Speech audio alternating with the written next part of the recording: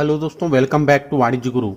हमने अपने पिछले वीडियो में आपको 12th अकाउंटेंसी के कुछ इम्पॉर्टेंट क्वेश्चन बताए थे जो कि अकाउंट के थ्योरिकल पार्ट से था।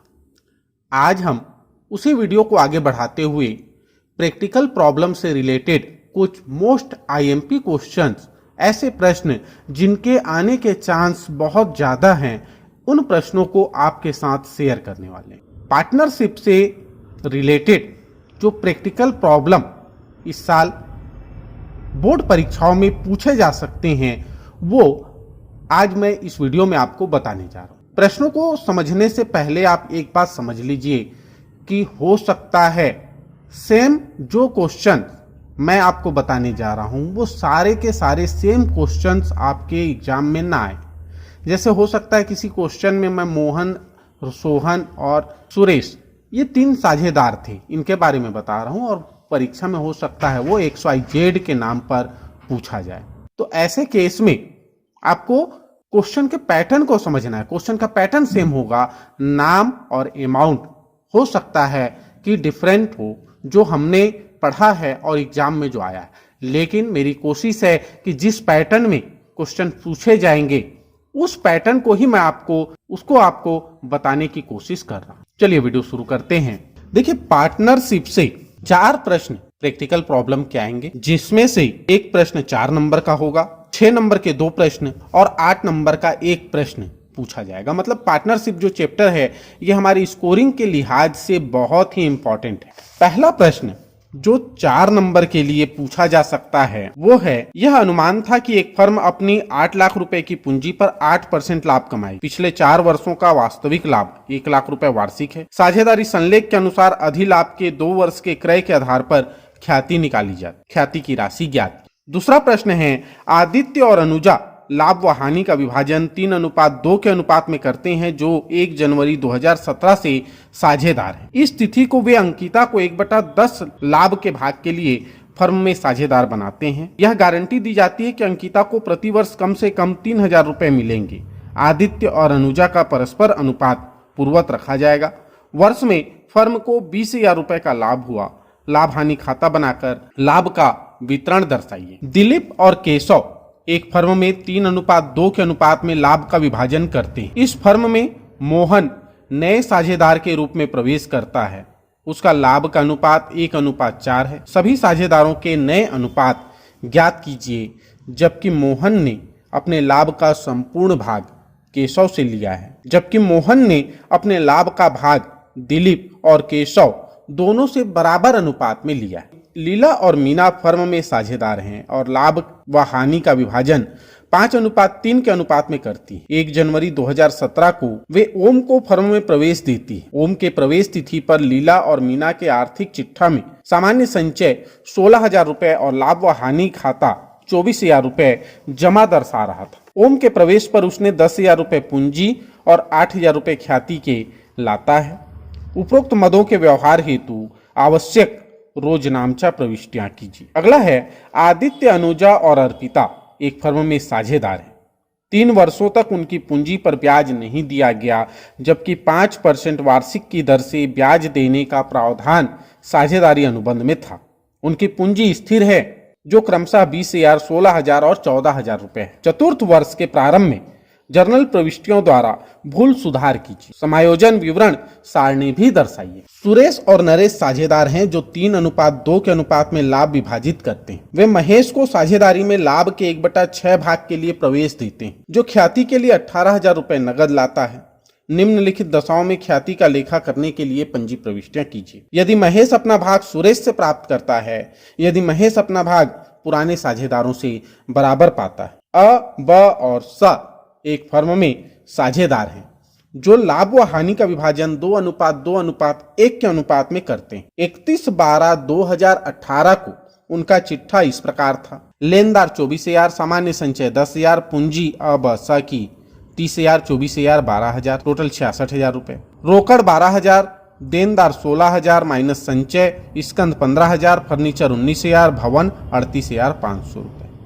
इसी तिथि पर उन्होंने फर्म के समापन का निर्णय लिया। संपत्तियों से इस प्रकार वसूल हुई: देनदार 14,700, स्कंद 14,000, फर्नीचर 18,000, भवन 41,500। लेनदारों को पूर्ण भुगतान में 23,000 रुपए दिए गए। वसूली के व्यय 1,000 रुपए चुकाए गए। वसूली खाता व साझेदारों के पूंजी खाते बनाइए। आदित्य, अंकिता और उषा एक फर्म में साझेदार हैं जो लाभ व हानि का विभाजन क्रमशः 3-2-1 के अनुपात में करते हैं। उन्होंने 31 मार्च 2017 को फर्म का विघटन किया। इस तिथि को उनका चिट्ठा निम्न प्रकार था। पूंजी आदित्य, अंकिता और उषा की दी हुई है 8,000 रुपए है। लेनदार दिया है 16,000 रुपए। चालू संपत्ति, स्थायी संपत्ति और रोकड़ दिया हुआ है। संपत्तियों से उनके पुस्त मूल्य से 10% कम वसूल हुए। समापन व्यय 250 रुपए हुए जो नकदी चुका दिए गए। एक संदिग्ध दायित्व के लिए 150 रुपए का प्रावधान किया गया जिसके लिए पुस्तकों में कोई व्यवस्था नहीं थी। वसूली खाता व रोकड़ खाता बनाइए। अगला प्रश्न है, ए, बी और सी साझेदार हैं। 31 मार्च 2018 को उनका चिट्ठा निम्नलिखित था। लेनदार 3,000, पूंजी ए, बी, सी तीनों की दी हुई है। मशीनरी, फर्नीचर, स्कंद, देनदार, रोकड़। 1 अप्रैल 2018 को वे डी को बराबर की साझेदारी में प्रवेश देने के लिए निम्न शर्तों पर सहमत होते हैं। वह 1,500 रुपए ख्याति के तथा 1,800 रुपए पूंजी के लिए नगद लाएगा। मशीनरी और फर्नीचर का मूल्य क्रमशः 950 और 380 रुपए आंका गया। स्कंद का मूल्य 450 रुपए बढ़ाया गया। लाभ हानि समायोजन खाता बनाइए। राम और श्याम एक फर्म में साझेदार हैं। 1 जनवरी 2018 को उनकी पूंजी क्रमशः 25,000, 20,000 रुपए थी। उन्हें पूंजी पर 8% प्रति वर्ष की दर से ब्याज दिया जाता है तथा उनके आहरणों पर 12% ब्याज लगाया जाता है। राम ने 1 जुलाई 2018 को 10,000 रुपए फर्म को ऋण के रूप में दिए। श्याम 5,000 रुपए वार्षिक वेतन का अधिकारी है। उनके आहरणों पर ब्याज क्रमशः 600 व 500 रुपए लगाया गया। 31 दिसंबर 2018 को समाप्त वर्ष का लाभ उपयुक्त समायोजन के पूर्व 25,000 रुपए था। वर्ष 2018 का लाभ हानि नियोजन खाता बनाइए। अगला प्रश्न है, एक फर्म में एल, एम और एन बराबर के साझेदार हैं। 31 दिसंबर 2014 को एम की मृत्यु हो गई। इस तिथि पर उसे 20,000 रुपए देय थी। यह निर्णय लिया गया कि यह राशि 5,000 रुपए के वार्षिकी द्वारा प्रति वर्ष भुगतान की जाएगी। प्रथम भुगतान 1 जनवरी 15 को किया गया और प्रति वर्ष अन्य भुगतान भी 1 जनवरी को किए गए। एम के उत्तराधिकारी की मृत्यु 2 जनवरी 17 को हो गई। प्रति वर्ष वार्षिक शेष पर 6% वार्षिक दर से ब्याज की गणना की जाती है। वार्षिकी उच्चंत खाता बनाइए। नेक्स्ट है, एक्स, वाई और जेड एक फर्म में साझेदार हैं जो लाभ हानि का विभाजन 3-2-1 के अनुपात में करते हैं। 1 जनवरी 2014 को एक्स अवकाश ग्रहण करता है। उस तिथि पर उसे 20,000 रुपए दिए थे। यह निर्णय लिया गया कि यह राशि 3,000 रुपए के वार्षिकी द्वारा भुगतान की जाएगी। प्रथम भुगतान 1 जनवरी 2015 को दिया गया तथा प्रति वर्ष अन्य भुगतान भी 1 जनवरी को किया गया। 2 जनवरी 2018 को एक्स की मृत्यु हो जाती है। प्रति वर्ष वार्षिकी शेष पर 6% वार्षिक की दर से ब्याज की गणना की जाती है। वार्षिकी उच्चंत खाता बनाइए। अगला है, एक्स और वाई एक फर्म में साझेदार हैं। फर्म के विघटन पर निम्नलिखित व्यवहारों के लिए पंजी प्रविष्टियां कीजिए। 1, अप्रविष्ट संपत्ति की वसूली राशि 8,000 रुपए। लेनदारों को 3,000 रुपए नगद में चुकाए। स्कंद जिसे वसूली खाते में स्थानांतरित किया जा चुका है 2,000 रुपए में बेचा गया। विनियोगों से 10,000 रुपए वसूल हुए। विघटन व्यय के 800 रुपए चुकाए गए। वसूली खाते के लाभ 6,000 रुपए एक्स और वाई में 3:1 के अनुपात में वितरित किया गया। एक फर्म के विघटन के निम्नलिखित सूचनाओं से पंजी प्रविष्टियां की। एक, अलिखित संपत्ति से वसूल हुआ 1,500। वसूली व्यय के 1,000 रुपए चुकाए। देनदार जिसे वसूली खाते में स्थानांतरित किया जा चुका है से 48,000 रुपए वसूल किया गया। 7,100 रुपए मूल्य का रहतिया जिसे वसूली खाते में स्थानांतरित किया जा चुका है को एक साझेदार बी ने 5,000 रुपए में ले लिया। लेनदार जिसे वसूली खाते में स्थानांतरित किया जा चुका है 30,000 रुपए भुगतान किया गया। वसूली खाते का लाभ 12,000 रुपए बी और डी में 7-5 के अनुपात में बांटा गया। एक्स और वाई एक फर्म में साझेदार हैं और लाभ हानि का विभाजन 3:1 के अनुपात में करते हैं। उन्होंने 31 दिसंबर 2017 को साझेदारी समाप्त करने का निश्चय किया। उनका चिट्ठा निम्नानुसार था। लेनदार सामान्य संचय, वाई का ऋण और पूंजी दिया हुआ है। संपत्ति में है बैंक में रोकड़, देनदार प्लांट, भवन। संपत्तियों से निम्न वसूली हुई। देनदार 900, प्लांट 18,000, भवन 7,200, लेनदार के कुल भुगतान में 2,600 रुपए दिया गया। वसूली व्यय 500 रुपए हुए। वसूली खाता तथा साझेदारों का पूंजी खाता बनाइए। नेक्स्ट है राम, लक्ष्मण और भारत एक फर्म में साझेदार हैं, जो लाभ हानि का विभाजन 1:2, 1:3 और 1:6 के अनुपात में करते हैं। 31 दिसंबर 2016 को उनका चिट्ठा निम्नानुसार था। लेनदार बैंक अधिविकर्ष, सामान्य संचय, राम, लक्ष्मण, भारत की पूंजी दी हुई है। संपत्ति में दिया है रोकड़, विविध देनदार, स्कंद, संयंत्र, उपस्कर और भवन। भारत ने उस दिन अवकाश ग्रहण किया तथा इस संबंध में निम्नलिखित समायोजन निश्चित हुए।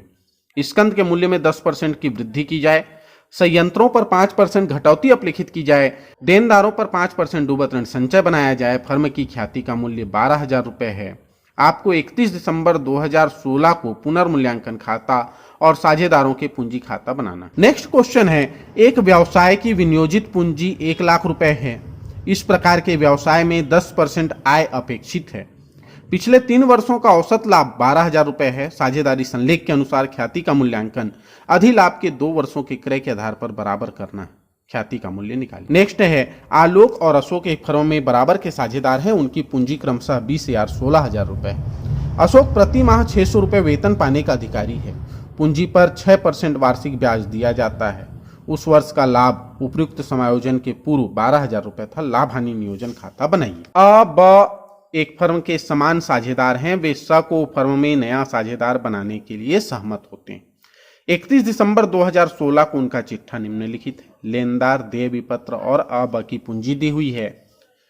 रोकड़ शेष, देनदार, स्कंद, फर्नीचर, संयंत्र। समायोजन दिया है, स के प्रवेश के पूर्व निम्नलिखित समायोजन किए जाने हैं। फर्नीचर का मूल्य 250 दिखाना है। संदिग्ध ऋणों हेतु 300 का प्रावधान किया जाना है। 600 रुपए विनियोग दर्शाना है। नया साझेदार स 4,000 पूंजी और 3,000 ख्याति के लिए लाता है। उपरोक्त सूचना के आधार पर पुनर्मूल्यांकन खाता बनाइए। अगला प्रश्न है, अ और ब एक फर्म में साझेदार हैं जो 3:2 के अनुपात में लाभ हानि बांटते हैं। उन्होंने स को 1/5 भाग के लिए साझेदार बनाया।